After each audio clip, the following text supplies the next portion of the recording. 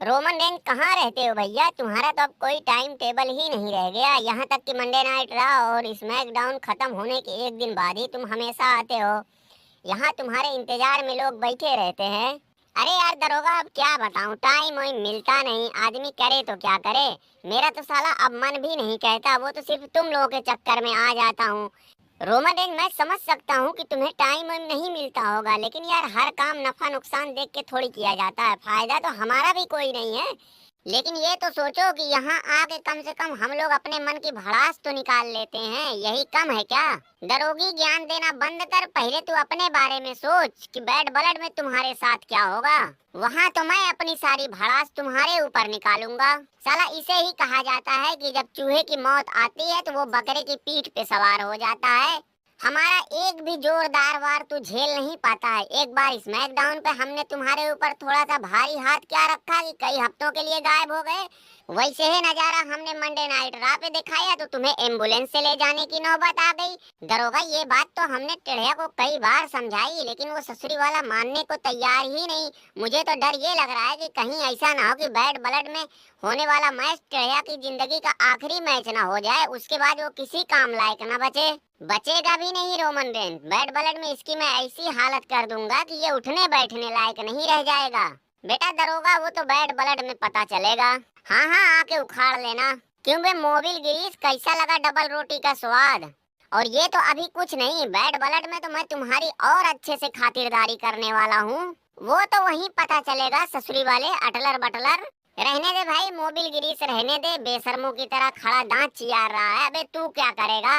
अबे जब तक तुम जजमेंट डे में थे देखो तुम क्या थे, और जैसे तुम रिया रिपली की पोछ पकड़े देखो तुम्हारी क्या हालत हो गई।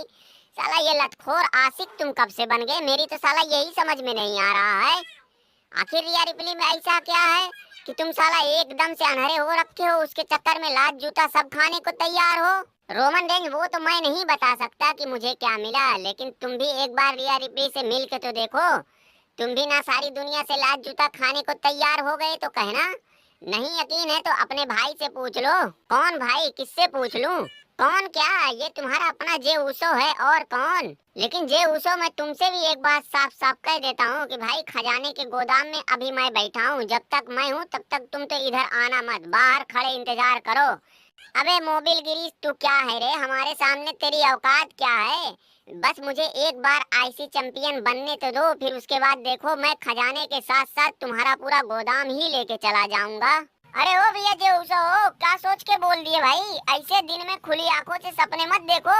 मैं साला ब्रॉन ब्रेकर और फैयाज टक्कर, कैसे तुमने ये सोच लिया कि तुम साला नए आईसी चैंपियन बन जाओगे हमें हराकर?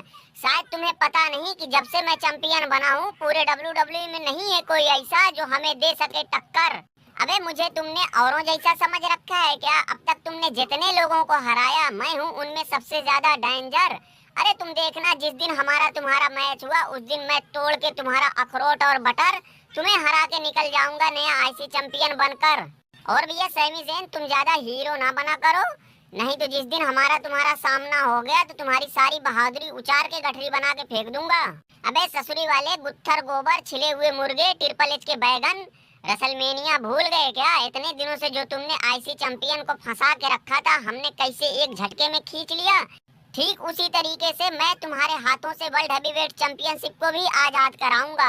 और तू रे ससुरी वाले मर्फी, अगर रिया रिपली तुझसे कंट्रोल नहीं हो रही है तो छोड़ किसी दूसरे के हवाले कर, ब्लैक मामा के हवाले कर दे, देख कैसे वो कंट्रोल में नहीं आती है। मारा यार, यहाँ का माहौल खराब करके रख दिया। एक दिन साला हमने कुछ कह दिया तो हमें थप्पड़ जड़ दिया। सैमी जैन, मैं क्या करूं भैया, मैं तो खुद परेशान हूँ। अरे हमारी सीधी सादी भोली भाली बीबी को इन जजमेंट डे वालों ने बर्बाद कर दिया, बिगाड़ा नहीं बर्बाद कर दिया।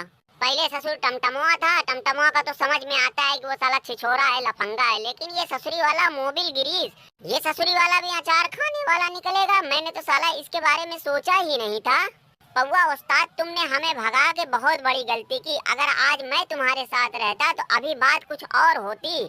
हालांकि व्हाइट सिक्स वालों के साथ तुम्हारा जो मैच था वो काफी बढ़िया था, बहुत जबरदस्त मैच था।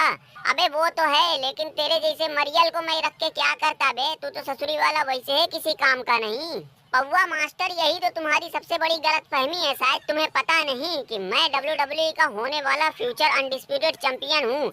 आज नहीं तो कल मेरा या तो रोमन रेंज के साथ या खूंटा के साथ चैंपियनशिप के लिए मैच जरूर होगा।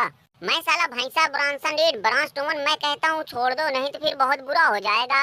अबे चुप हो जा ससुरी वाले, चुप हो जा। मैं भी बैगन ब्रांस रोमन हूँ।